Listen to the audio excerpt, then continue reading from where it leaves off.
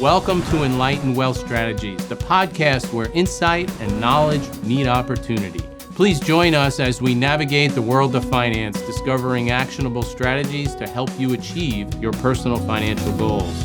With decades of combined experience, we're here to shed light on the topics that matter most to your financial well-being. Whether you're accumulating, preserving, or distributing your wealth, this is the place for you. Now let's dive in and start your journey to financial enlightenment. Hello, James. Hi, Jim. How are you? I am good, thank you. Welcome to another episode of Enlightened Wealth Strategies. Are you sure this time? I am hoping. I think you are correct. We are. So today we're going to have a fun topic to talk about. Everybody's favorite. No. Yes. Really? Taxes. Oh, man. Again? Some people don't really like it. They find it, number one, boring. A lot of people don't understand it. They don't understand it.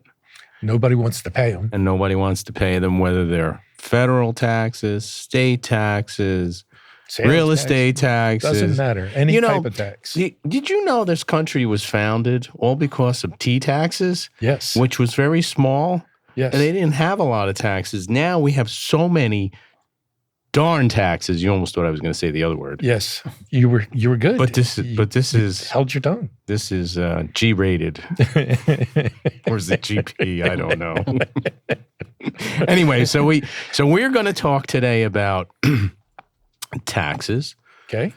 The recent tax legislation that's going through the House and it's in the Senate, and that the Trump administration, in particular President Trump, what he would like to see done. Certainly he wants to see the extension and expansion of his tax legislation that he was able to pass in his first administration. Now he's on his second. And I'm kidding. I know. Oh. I caught it. But it was the TCJA, otherwise known as the Tax Cuts Job Act of 2017. So there's a lot of moving parts with that. And then there's some new provisions. And then there's a little bit of a battle that's going on between the House and the Senate. And, of course, Trump inserts himself, as you would expect. But it mainly due to the cost. So rumor has it, it's going to bring about an additional $4 trillion to the national debt. Whatever that means, because we can get into that. That could be a whole nother silo we can go into, but we're not going to do that. Thank you. In addition, we do have a guest, and we're going to discuss that with him. But we're also going to discuss tax planning in general for both individuals, because this tax legislation affects individuals, but it also affects businesses. He's an expert in business tax compliance and business entities in general. So I want to touch on some of that as well. Okay. All right. But we're going to spend some time addressing the tax legislation. I'm going to kind of let you lead the way, because you are a CPA after all. Unlike me, who has little knowledge. Well, but I'm also going to defer to our guest, who happens to also be a CPA himself. Well, that I was counting on. You were hoping. Going back to your original statement. I'm hoping I got it right. Well, yes, we do. So I'd like to introduce Joseph Angelli, who's a CPA. Hello. He is located in Hackensack. Paramus? Oh, no. I should give you Hackensack. It's a bigger city. Okay. Paramus. And anyways, Joe, so give us a little bit of an overview of how you decided to become a CPA. Maybe when you were 7 or 8 years old, you said, I want to be a CPA. All right. Well, when I was in high school, I decided I was going to either choose law or accounting. And everybody in high school gets to take their SAT tests. And I did massively better in the math section than in the English section. And for the schools that I ended up applying to, they all pretty much said, hey, we kind of don't want you in our law program. We kind of want to steer you towards our business and accounting program. And so the path was kind of decided for me that way. I did take an accounting class my senior year of high school and enjoyed it, and stuck with accounting ever since. So the rest was history. The rest was history. Very good. How long have you been practicing now? Since 96, so almost 30 years now. Oh, you might know a thing or two then. Well, maybe. All right. But the laws and everything keep changing, so then again, maybe not. That's the realm that we live in today. Yes. Well, to that point, it's really interesting. I started a few years before you in one of the big accounting firms. So it was around 1987, 1988. So the 1986 Tax Reform Act occurred. Mm-hmm. And 30 years prior was the 1956 tax law that came into effect. So maybe we're working on 30 years. Every 30 years, there's tax reform. But back then, to my point, it was said that it was tax simplification, which the entire tax department found to be hysterical. Yep. Because it's never anything but tax simplification. They just heap more things on and all these transitional tax, we're going to implement this, but it's going to be done over a 5-year period. And then they're going to do this. And so it's incentivization and decentivization as well. Well, if you remember from the Trump Act of 2017, his big thing was, we're going to make it so that you can put taxes on a postcard. Yes. And if you ever look at the tax forms that you get, I don't see any postcards. So I don't know whatever happened to that. It's never going to happen unless they blow up the whole thing. And interestingly enough, when you go back to when the first year that the tax was passed, tax legislation was 1913, and it was on one page. Yes. One page, they had income. They actually had charitable contributions. Was the deduction, and now it's just, as you said, it's massive. The pages. So you and I know each other for some years, yes. Joe.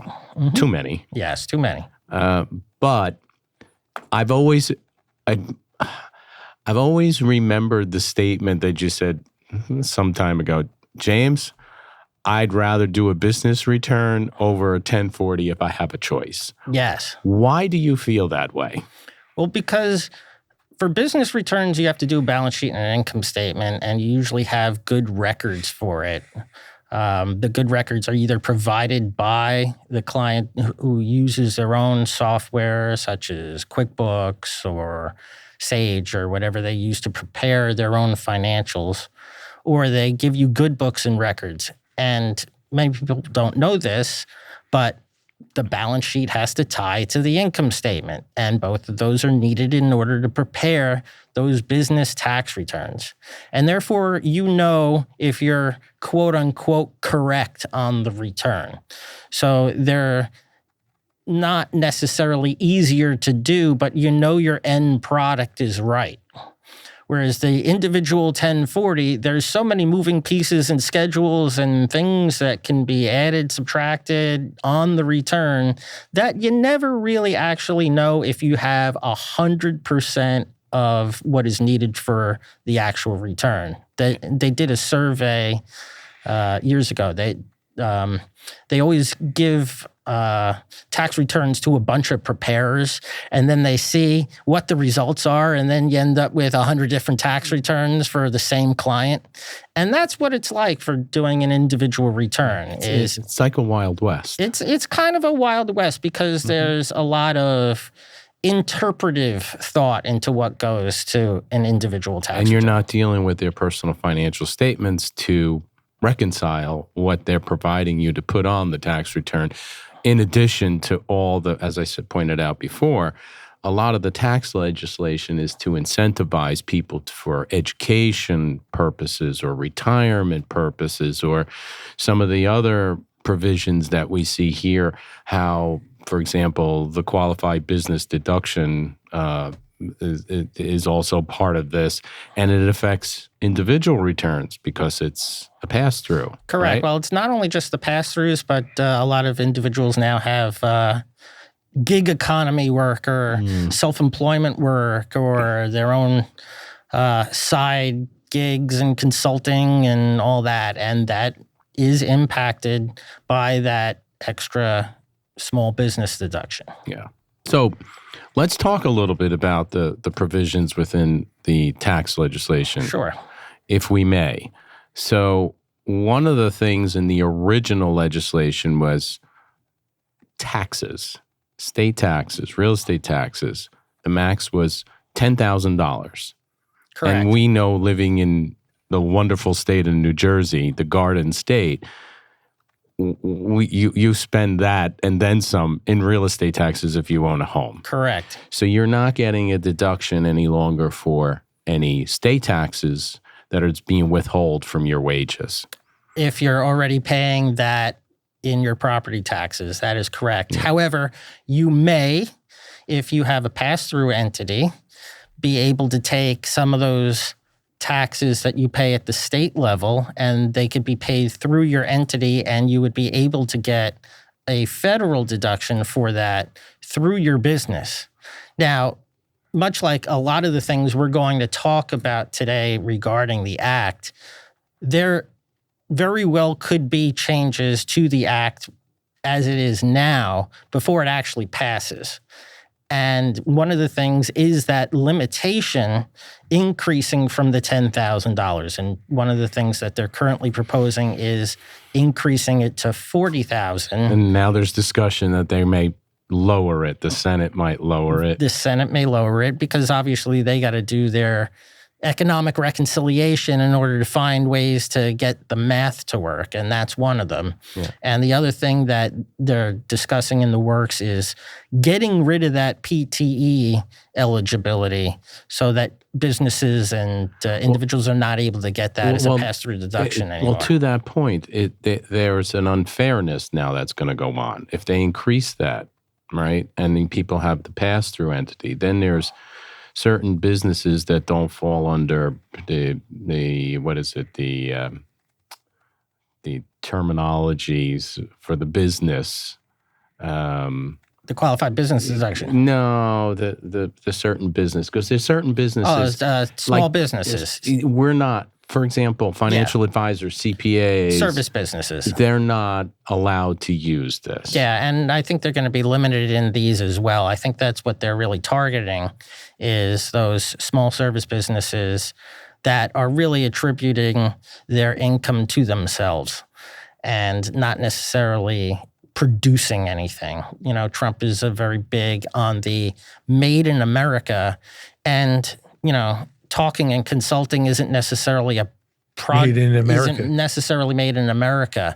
So that's not an actual physical thing you could touch. And I think they're looking for actual production to come in from outside internationally back to the U.S. Yeah. And I think this is one of the drivers to do that, is to keep those types of deductions in place and limit the service industry, because, you know, everybody thinks that service industry doctors and lawyers and accountants, you know, make billions of dollars in their own practice, which isn't necessarily the case. No. So that's why I think they're heading in this direction.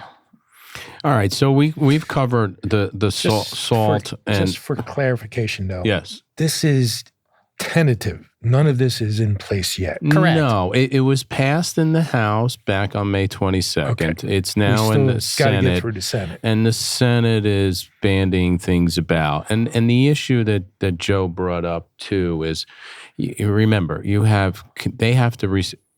they want to get reelected. Once they get elected, they're on the campaign trail again. Right. So the last thing they want to do is annoy or upset their constituents. And so it's going to be contingent upon whether they're in a blue state or a red state. So if they're in a blue state, they're going to want to increase this cap. But if they're in a red state, they may not want to. So, and even if they're in a red state, they still might have people that may view themselves as Democrats, but vote for them. So they have, you're going to have some push and pull, as Joe pointed out. And then the other big issue is, in order for the bill to be passed, there has to be a reconciliation. And Johnson, the House Speaker, had already stated that he doesn't want any changes coming back. I mean, realistically, that's not happening. No. But because they went through so many hoops and jumped over so many hurdles to get it through, and it only passed by one vote. Yeah, which is all you need. Which all you need is one vote, Yes. and the same could happen in the Senate too. I mean, if you're going to have the vice president who could be a tiebreaker if they lose a couple votes on the Republican side, but you have some Republicans that are not going to vote for it. Correct. And there's two main issues with it. One is obviously the tax piece, and the other is the debt ceiling piece that they're kind of tying to this, which impacts when a lot of experts think when it's going to pass. Now, the debt ceiling comes up in the August-September area, so there's a good chance that if this is going to be a combo deal, for lack of a better term, that the passage will be sometime around that time. But a lot of people think that it'll never work that way and it'll be pulled out. They'll pull out the debt ceiling piece. Instead, it will probably be like the TCJA, which is, New Year's Eve at 11:59 while everybody's out partying. They'll kind of slip this in and it'll go through. So... And then it's going to be retroactive to the first of the year? I mean, that's what they're trying to do here. They're trying to, they tried to do this a number of years ago, and there were a lot of pushbacks from the accounting industry to do that. It's always a nightmare. They actually, a couple of years ago, got legislation in February, which was retroactive to the previous year. So that's right. You don't know. You never really know.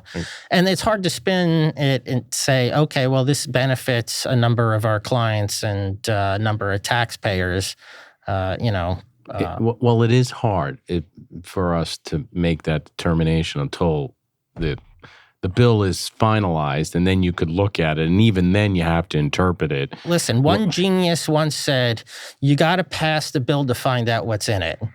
So, do we need to say what genius that was? No. No, we do not.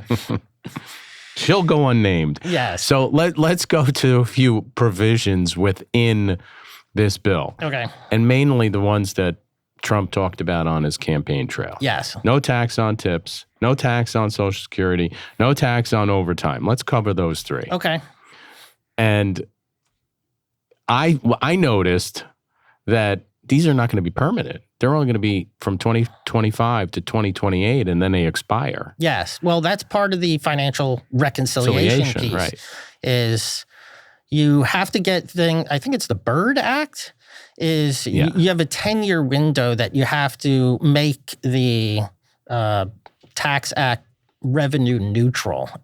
So by front-loading all these, ironically enough, for the next 4 years, you could push some of the things down the road for the later 6. And these are some of the provisions, the no tax on tips. And the 4 years only just don't happen to be his 4 years of his presidency. Very unusual that just happened to be the case. Okay. And so the tax on tips, that's there. That's a provision that's real. Well, it's real, but there was one B that they should have added in the one big beautiful bill, and that's but with one T. It's not going to be a no tax on tips for everybody.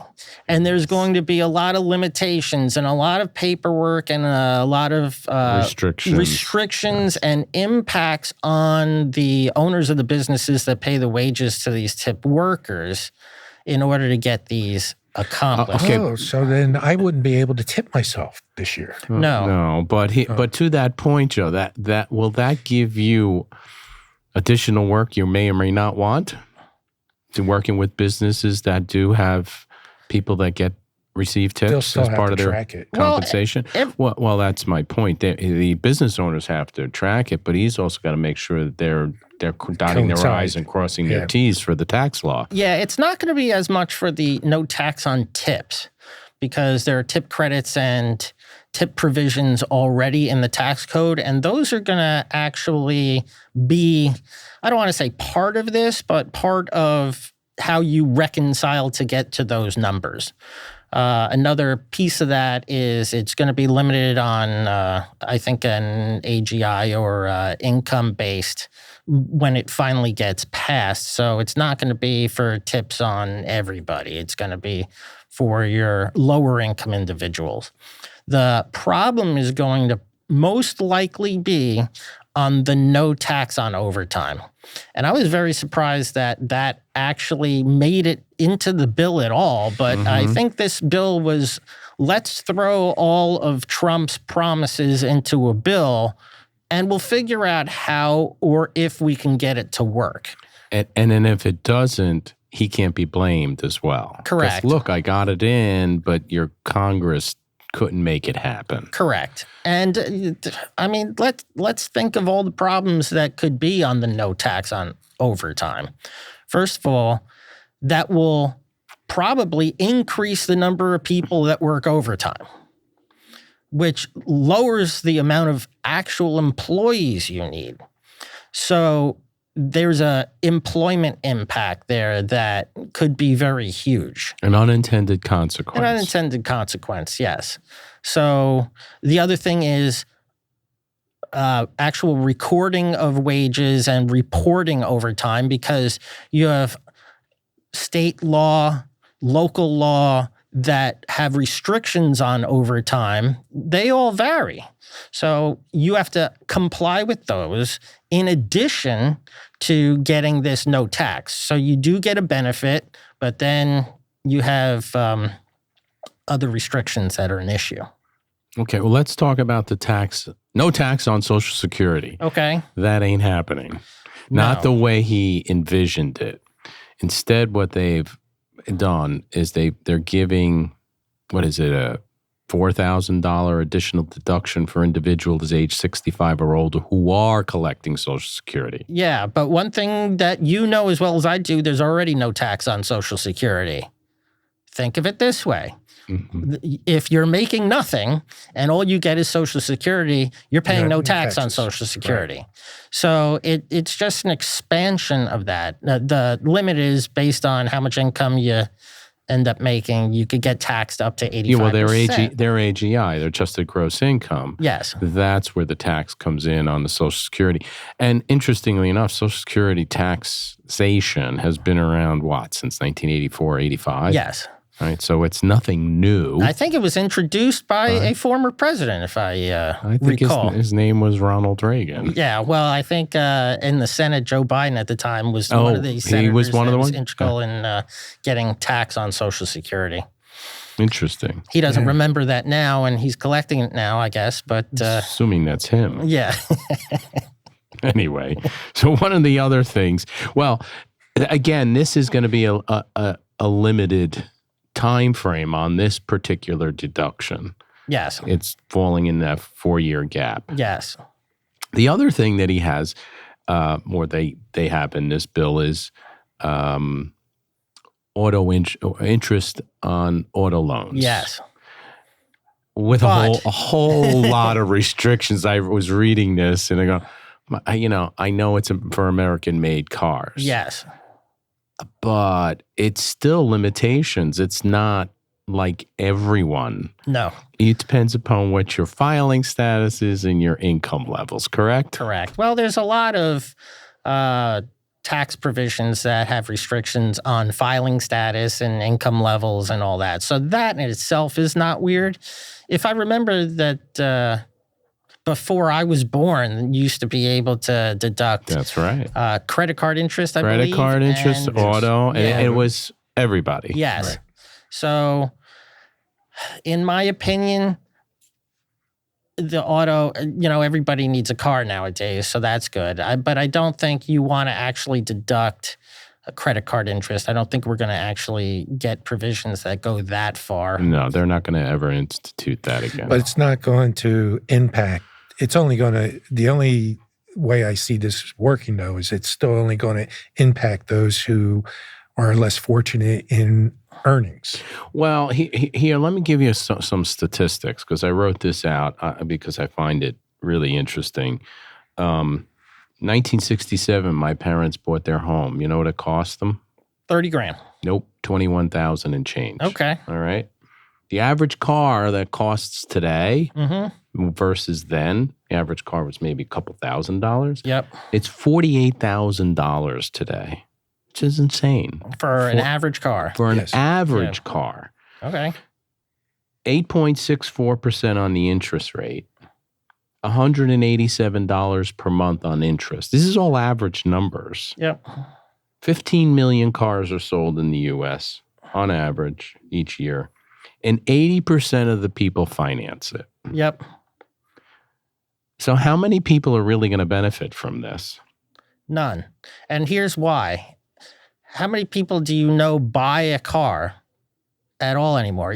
Most of them are leasing. Most of them are leases now. And just like your house, you know, how many people are buying houses at this moment? It's finally in the last couple of months, you now have oversupply. Yes, but even at that, nobody's buying anyway. No, because the houses are too high. Well, the homes are too costly. Yes. Well, that too. Yeah. So I mean, I gave you an example. I granted it from 1967, but yeah, it's not that the value of the home went up. It's the value of our dollar went down. Correct. Yeah. So I don't think it's actually going to be any significant legislation in the auto loan, because who's buying cars? Small businesses, large businesses, you know? And a lot of these younger kids are not even buying cars. Right. Anyway, they're just, they're still living at home, or they can't afford to. It's like a house or a car. All right, well, maybe I get the house. Maybe I'll get the car. Maybe the mom and dad give me a secondhand car. Correct. And a lot of people are going the secondhand route. Mm-hmm. Yeah, I think the standard of living is quote unquote too high. I think that's part of the issue is your parents and your parents' parents, when they came here, you know, they all lived in the same house. Yes. You know, they, you and the nuclear family. The nuclear family it doesn't exist 14 anymore. people lived in that 3-bedroom house. And now the goal is to get out of your house as soon as possible. But that's not happening anymore either. It is, because you have people trying to struggle and get out when they don't necessarily have to. So it's extra cost. The other thing is going away to college. Well, that's a whole nother issue in and of itself. Mm-hmm. Why is college so expensive? And it really has to do with our tax legislation. It encourages people to go to college. No, but it also encourages them to take out student loans because the government's backing it. Yeah, actually, the student loan impact is more significant than the tax credit, because the tax credits are only a couple $1,000s and they have AGI limitations. Yeah, but back when we went 100 years ago, none of these things existed. No. Student loans were hard to get, and even if you did get them, they were small. Yep. And then we really didn't have all these tax incentives, if you want to call them that. No. And those are confusing in and of themselves. Yeah. I know when we sometimes work on tax clients, you hate them. Sometimes I don't even understand them, and I'm admitting that. Well, right now, because they can be confusing. Yeah. Right now you're paying 4 years to send your kid to go get season football and basketball tickets. That's really what you're doing. So if they're going to Northwestern or they're going to Ohio State, that's what they're paying for. That's right. And now you're paying the other kids to actually play there. So yeah, that's true. Yeah. Now with this whatever NIL, whatever it is, that's what you're referencing. Yeah, and they just expanded it so that the college individually can actually pay the students. That just came over the wire. So they're professionals. They're professionals now. As of now, yeah. So you might as well just get season tickets to your own local professional team and not go to school. There's nothing wrong with not going to college. No. Because you can, not saying that, if you want to be a CPA, obviously you have to, schooling, right. and you need to get practically 5 years. But you don't have to go to a $100,000 institution No, anymore. you do not. You can go to University of Online. So we're giving a good advice here, audience. Not everybody has to go to the best school to get good jobs or good careers. No, nobody asked me anymore where I went to college. And they don't care what your GPA was. I've known you for this long, and I don't remember where you went to college. So no, nobody cares at that point in time. All right, so let's shift gears to some of these other points here. Tax credits on green energy. Gone? Most of it is gone, yes. EVs? Gone. I think all those will be gone. You think they're all going to be gone? I think they're all going to be gone. They're going to be gone like Elon Musk out of the White because House. He got so upset, yes. Yeah, I think they're all going to be gone. Although, was that political theater at its best? Well, I mean, the credits on the EVs and the solar and all that, there were limitations on that as well, and manufacturing limitations on that. And I think there was a number of fraud and abuse issues in that arena that it's... Don't you have that with every aspect of... You do. Yeah. Some more than others. Yeah. But I think, I don't want to say that is an area where it's ripe for it, but, there's a lot of tax things that are for good causes. There's fraud. One of the things that the IRS focuses on is charitable contributions when they do desk audits. And, who would think, you have the audacity to ask me how much money I'm giving away? And the answer is, of course, yes, because, that's one of the deductions you're still allowed. So they do a lot of tests to see what your charity is compared to your income. And not that many years ago, you had to have supporting documentation to prove your charitable contributions. For non-cash and autos and stuff like that, that's still the case. Right. But just taking that to the next point, with the prior legislation, they removed personal exemptions, they increased the standard deduction. So only about 10%. Is that accurate? 10% of taxpayers are itemizing their deductions because most people are getting the higher standard deduction based on their filing status. I'd even say that based on what we see in our office, that's the case. I think that's the most important provision of this whole bill, is keeping the standard deduction in place. And they are. Yes, they are. And they're actually increasing it. Yes. So going back to the auto loan and the interest on those loans, that doesn't become an itemized deduction. They have it as an above-the-line deduction. So what does that mean? Above the line means that there's a line of AGI. If you actually look at the tax return, that's really where it comes from. And it's above that line. So in other words, even though you may or may not itemize, you're still going to get the deduction. You're still going to get the deduction. And they have a number of above-the-line deductions. One of them is the $300 if you're a teacher. Used to be $250. Yeah, exactly. Some of these are, not very big. Some of them are not well used, but there are a number of deductions you can possibly take that you may not itemize, but still may be entitled to. Another one, the top tax rate is 37%. Yep. Have they created another one? Because they were talking about a millionaire, one people that have AGI of $1 million. And then Trump said, I don't want to do that.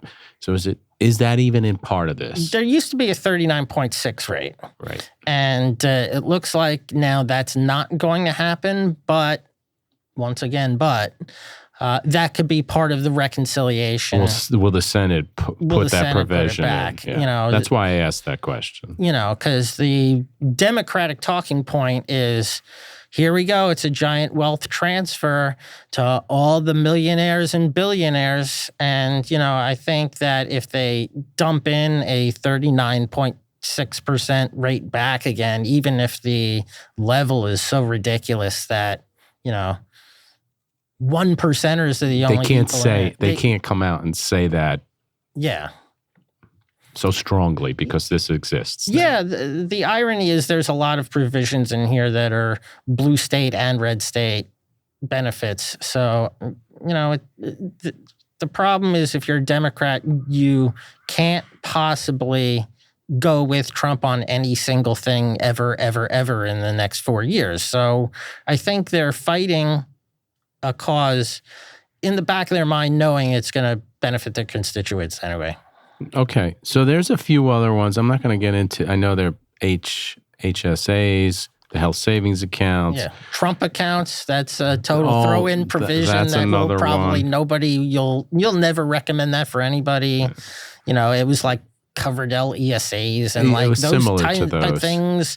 And you rarely see people use them. Rarely see people use them. They have such low limitations that nobody ever uses them. But out on the campaign trail, the Democrat nominee was talking about $5,000 as child tax credit. They're going from $2,000 to $2,500 in this as a provision, again, for only 4 years. So then it goes back to Correct. the $2,000. Well, that's, as we spoke before, that's another fraud issue. Mm-hmm. How many husbands and wives want to claim the same kid once they get divorced? We get a number of audit letters and notices on that because, we'll only do one of the parents going forward, and then, it's a rush to claim. And then you have to negotiate. Sure. Between the parents. You can alternate it. Yeah, I mean, the IRS provisions don't necessarily follow that. They follow rush to file, basically, and then prove later. Yes, they do. Yeah, I know. They're not going to get involved with your legal issues. They're going to say, "Oh, I got this paper first." And that's it. And you're done. Yeah, and then a lot of not necessarily fraud, but other issues like if your daughter goes to college and she got a part-time job and she filed her tax return before you did and claimed herself, and then you decided you want to claim her as well. That's never happened. Never happened at all. No. So, it happens probably about at least 5 times a tax season for our clients. And then you got to unwind it. And then you have to unwind it. Yeah. Okay. But, there's 2 provisions I don't know if you got that I think are very important. One is making that QBI deduction up from 20% to 23%. Right, yes. And the other is trying to keep, actually 3 provisions. One is trying to get all the depreciation bonus back in for small businesses. They're bumping it back to 100%. Yeah, they want to bump it and bump it up retroactively to 100%. Retroactively to when and for how long? Yes. Beginning of the year. Oh, well, that's still up for negotiation. Okay. Because the problem is you would have to either amend those returns that you already filed for the years in which there was not 100%. And even though there are provisions in the tax code to get catch-up depreciation, if you file Form 3115, I believe it is, to get all that depreciation you should have taken once the law is made retroactive, I think it's still going to be a administrative nightmare in order for that to happen. So I think they may just make it 100%, but who knows? Okay. We won't find out probably for another 6 months. All right, I have a couple too that I want to bring up. Renew. You still had one more though. Did you have one more? I did. The other one was trying to keep the C-Corp rate at the same level. Otherwise, it's going to go back up to 35%. Oh, so, yeah. Well, that's a big one. That's huge. Yeah. So I think previous you had said that discussion about types of entities.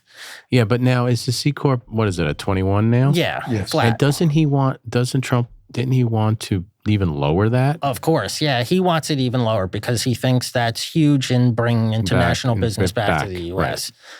So we were at 35, which was one of the highest in the world. Yes. And hence, companies were moving all over the world, including like places like Ireland and England. Yes. Where it's only 12%. Well, but 15%. UK is higher in some, well, not higher than 35, but higher than other countries. And you say, why would they go there? But he's trying to get them to repatriate. Yeah, especially the tech industries, which so you said Ireland is getting a lot of our businesses and they're getting a lot of our tech. Mm-hmm. And by repatriating that money here, he wants to bring in U.S. manufacturing and U.S. growth. And one of the biggest things now is the AI industry. And he thinks that bringing those types of tech businesses back to the U.S. is going to be huge for U.S. growth through AI.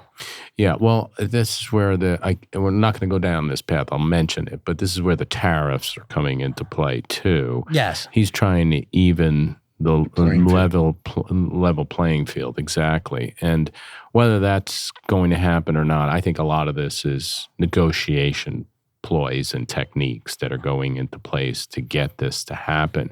But it's all about getting these companies back. We're not going to be making, as I always say, we're not making sneakers and T-shirts. That's not what the companies that he's looking to bring back. No. They could still be made in China. But it's to get the tech industries, the car manufacturers, the steel, the bigger industries back here so that, yes, he's doing multiple things.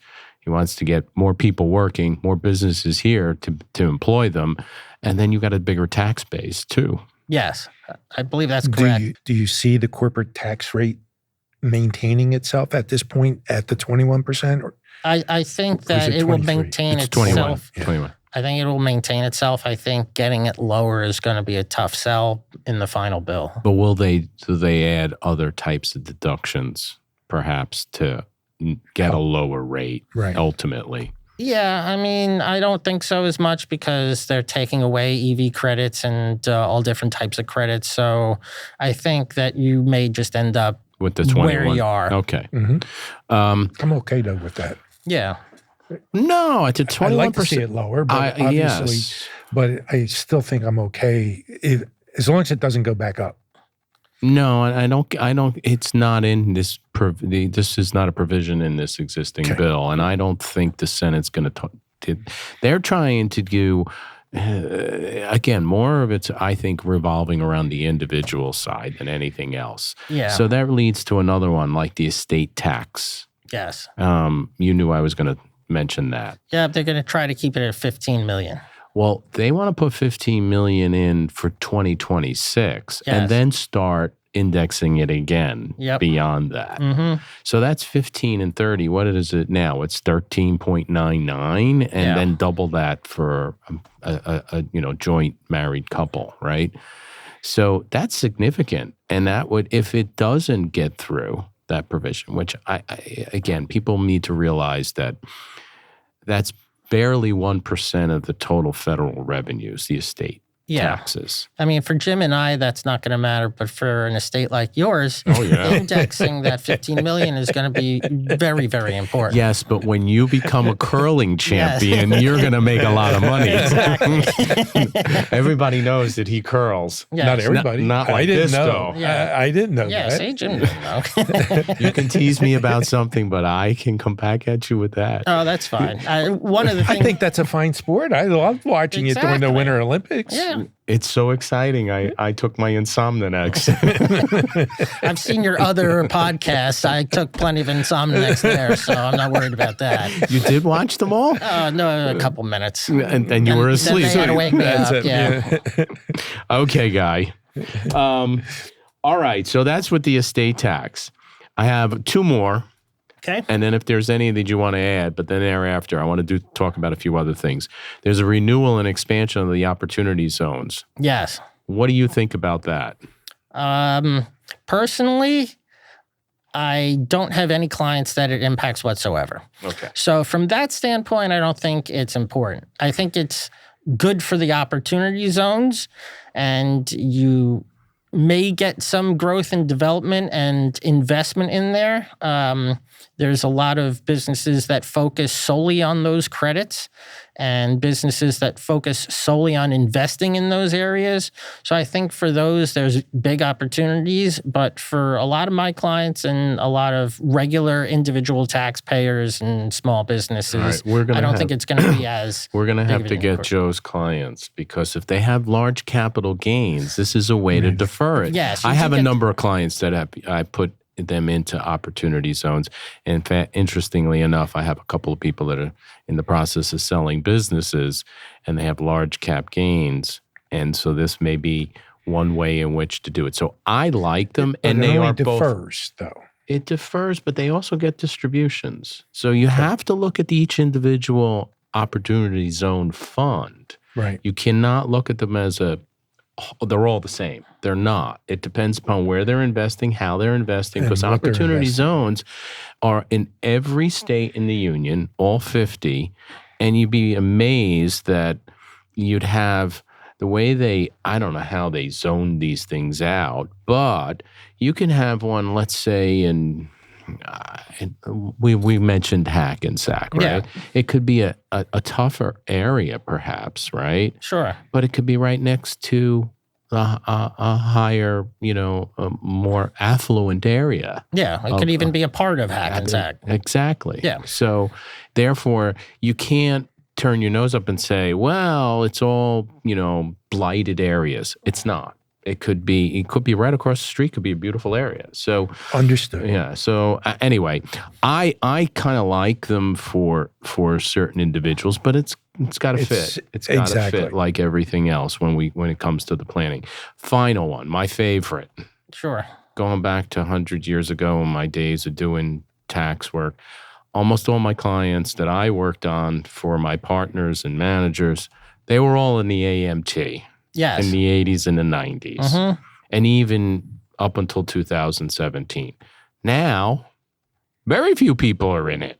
Very few people are in it, correct. And most people that were in it were for a variety of different reasons, mainly, though, the high state taxes. Correct. Like the New Jersey, New York, California, Illinois, Massachusetts.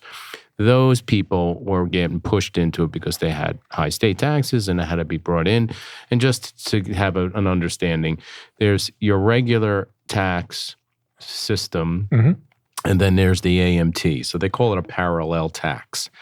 Well, they basically eliminated it, not so much because of the income, but because of the personal exemption on the AMT, Right. which is, I had to take a double take. I knew it was high. It's $626,350 for single, and double that, 1.252700 for married filing joint. Yeah. Hence the reason why nobody's in it anymore. Nobody's in it. One of the main people that are in it are people that have stock options and difference in stock options and difference from capital gains for AMT that are for the regular ISO. tax purposes. Yeah. That's most of it. You don't see it too often anymore, right? You're shocked when it appears on the tax return. You have to double check and find the page to make sure it's even calculated correctly. Meanwhile, almost every tax return that we prepared, we were running the AMT just to make sure that we didn't miss anything. Yeah, the software now automatically does it for you, and you could force it to print the page whether you need it or not. And I would say every client we've had no AMT impact. Right. Now, they're saying you may still have an issue with it because of the increase in state taxes in the bill provision, but I don't really see it being... Right. And so Huge impact. the reason why I bring this provision up is, number one, because I find it interesting, but number two, more importantly, they're not touching this provision. No. Okay. Anything else that you want us to add? Oh, R&D credits. They're trying to... there was a provision that expired where 100% of your R&D you would get a tax credit for. The research and development. Yes, right? research and development. But that expired so that over the last couple of years, you had to actually depreciate and amortize your expense. So a lot of clients that previously had R&D credits suddenly were shocked to find out they actually had more of a tax bill because they had to amortize those expenses as opposed to getting the full write-off and the full credit. Spoke to some R&D tax credit people, and they said that they're hoping that this comes back to 100% in this bill. The other issue is if you suddenly said, oh, well, I suddenly didn't have any R&D, that the IRS may come back and say, well, you took an R&D credit for when it was 100% and a benefit for you. How come you didn't take it in the years where it was not a benefit for you? So I think that some of that will clear itself up in the final bill. Okay. All right. So let's shift gears. Tax compliance and tax planning. Okay. You just went through a tax season a couple months ago. Mm-hmm. You're up to your eyeballs in trying to get tax returns out on a timely basis, whether it be getting them filed or getting them extended to file them again in September or October, depending upon what their individuals or business returns. What kind of firstly, why don't you give us an idea of what that's like, and then let's go then shift into the planning aspect, because I know you do business planning as well for people. Yes. First tax season is terrible. It's a horrible experience for anybody that's been through it. You work 6-7 days a week for like 10 weeks of the year, and then like on April 15th, like a light switch, it's absolutely dead. So there's that. A lot of people go on extension as well, and they go extend their returns from September or October, which in their mind means that at September 1st, I get to wake up and finally give my accountant my tax stuff. So it's a very up and down business.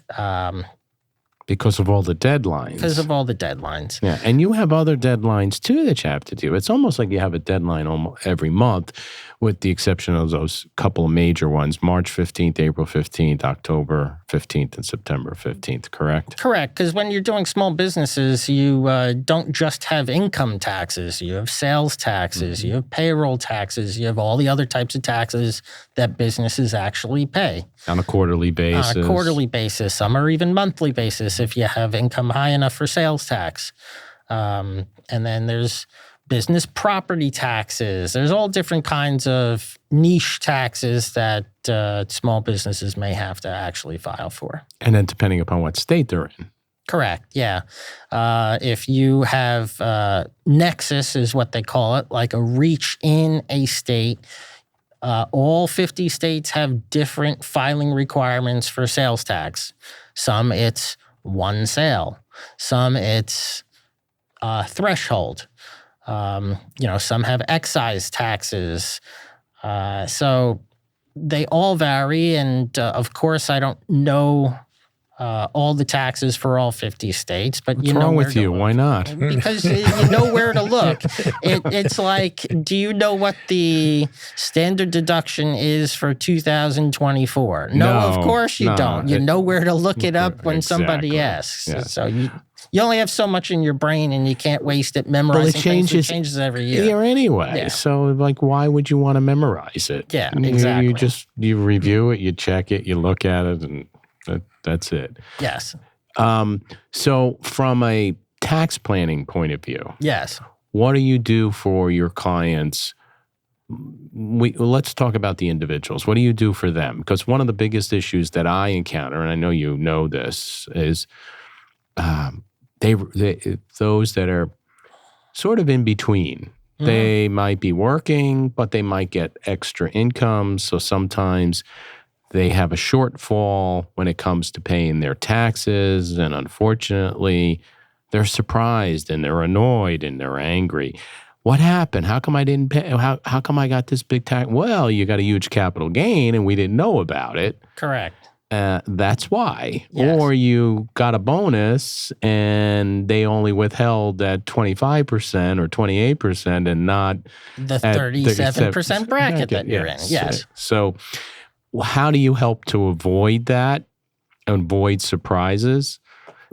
We do a lot of tax projections, and that means that usually around November, December, or at various times throughout the year, depending on the individual client, in order to say, hey, you know what, we think that you're in this position and you should either make a payment in December or January, or prep them ahead of time and say, hey, you're going to owe this in April, but the good news is you can at least wait until April and you have enough paid in right now so that you're not going to owe any interest in penalty or anything. You're just going to have to make that one big check in April. So those are under the underpayment penalty. Avoiding the underpayment penalty Correct. is 90% of the current year's taxes or 110% of the prior year's, the lesser of. Correct? Yes. Okay. So Now, the states are different. the states are different, New York and New Jersey and many other states Yes. as well. We don't memorize all those. No, we don't memorize all those, but New Jersey is very a pain, for lack of a better word, when it comes to their underestimated tax penalty. Yeah. Well, when it comes to New York and New Jersey, what do we always say? We can deal with the federal. We can always send them a letter if we have to. Yes. But New Jersey, New York, just pay it. I always tell clients, if you want to get audited, you want to get audited by the IRS. And they're like, why would I ever want to get audited in the first place? But one of the keys with the IRS is, even though there's only, a small handful of employees there now, they're all very well trained, they're all very professional, and they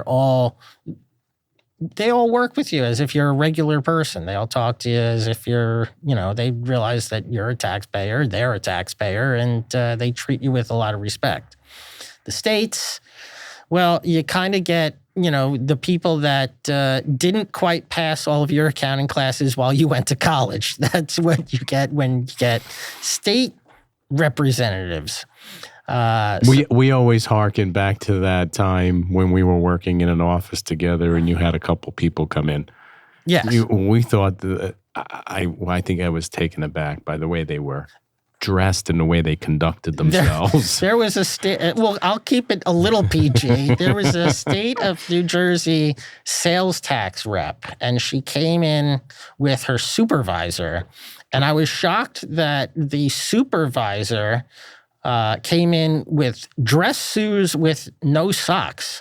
Oh, boy. And my client turned to me and goes, "You're shocked about that. What about the woman that has a sweatshirt with no bra?" Oh, boy. So those are the type of people you get them, as if they were still doing Zoom meetings at home, but they actually had to rush out and go out to the office to conduct these. It almost audits. sounds as if they were going out to throw the garbage out. Yeah, And it's exactly. Like, oh, by the way, I got to go. This audit. Yes. Too much. Yeah. All right. So entity planning. Yes. This issue's come up. I know I've had some questions with you with what, and I get it from clients. Is it better for me to do an S-Corp or a C-Corp or a partnership or an LLC? And the answer is always yes. To all of them. To all of them. It just depends on your circumstances. It depends on your facts and circumstances. The biggest problem is your facts and your circumstances change from when you initially do it. Life is dynamic. Life is dynamic. No different with your business. Exactly. So you do have issues with entity planning down the road, maybe.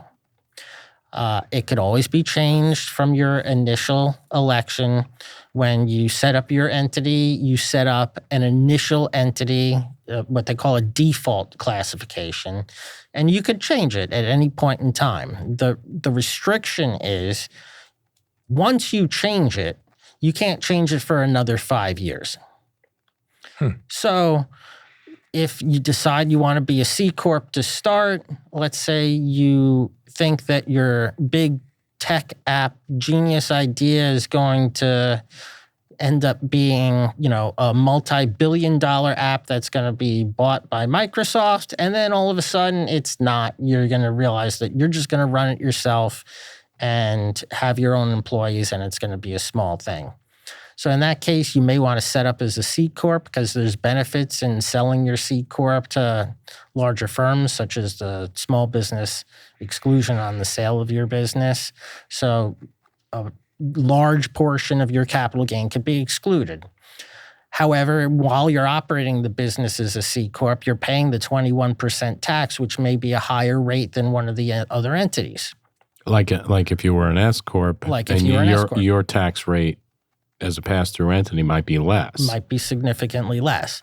So if you change your facts and circumstances that, hey, maybe becoming an S-Corp down the road is what I should do, so then you have the ability to change your entity classification to become an S-Corp. But you can only do it once every 5 years. Once every 5 years, once you change it. Now, that's for federal tax law. Yeah. Almost all of the states now default and follow whatever you choose for federal is what you are for state. And we'll have to have Joe back to talk about more of the entity planning because I think that would be of great interest. I think it would be. But I did want to cover this because this is up, the tax legislation. It's important. The government's they're talking about, July 4th. We'll see when what it's going to I pass? don't It's see not it. happening. Well, No. it's not happening. But they're on their track, and everything gets delayed. But nonetheless, two major points that you, based upon our conversation, that you want to basically emphasize. There was a comment made at the conference I went to last week that said, don't spend your time worrying about the bill. Read a comic book. It's more enjoyable and you'd get more out of it. There's nothing that you could really plan right now because the bill will not be passed as it is. So that's one thing. And second is you should talk and discuss with your professionals once the bill does become into effect in how it affects you as an individual taxpayer For immediate, or a business taxpayer. Yeah, for immediate planning for the current year and then beyond. So one thing that I read was it's varying degrees of fascination, optimism, and doubt. Yes. I thought that was great. That is. Anyway, so I want to thank you, Joe, for coming in. Thank you. I think we had a great conversation and discussion. Absolutely. And we'll have to have you back again. Sure. Thank you. Thank you for joining us on this episode of Enlightened Wealth Strategies. We hope you found today's discussion insightful and inspiring. If you enjoyed this episode, don't forget to follow and subscribe to our podcast. You can find us on YouTube, Apple Podcast, Spotify, or your favorite podcast platform to stay updated on new episodes. Your financial journey doesn't end here. Connect with us online for even more resources and exclusive content. Until next time, remember, financial enlightenment is just an enlightened wealth strategy away.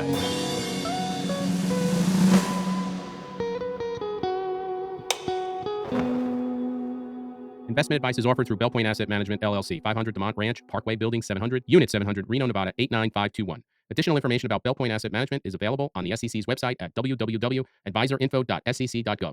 It is important to read our disclosures available at this link, www.bellpointasset.com, disclosures. The information provided in this presentation is educational and limited to the dissemination of general information. This material is not intended to be a recommendation of any kind, investment, tax, or accounting advice. Does not constitute a solicitation to buy, sell, or hold a security or an investment strategy. Engage in any financial transaction and is not provided in a fiduciary capacity. The information provided does not take into account the specific objectives or circumstances of any particular investor or suggest any specific course of action. Investment decisions should be made based on an investor's objectives and circumstances and in consultation with his or her financial professionals. While the advisor uses reasonable efforts to obtain information from sources believed to be reliable, the advisor makes no representation that the information or opinions contained in this material are accurate, reliable, or complete. All information and opinions contained in this material are subject to change without notice. The views and opinions expressed are for informational and educational purposes only, as of the date of the production or writing, and may change without notice at any time, based on numerous factors, such as market or other conditions, legal and regulatory developments, additional risks and uncertainties, and may not come to pass. This material may contain forward-looking information that is not purely historical in nature. Securities offered through Fortune Financial Services, Inc., member FINRA and SIPC, Bell Point Asset Management, LLC, and Fortune Financial Services, Inc. are not affiliated. Past performance is no guarantee of future results. Investing involves risks. Principal losses possible.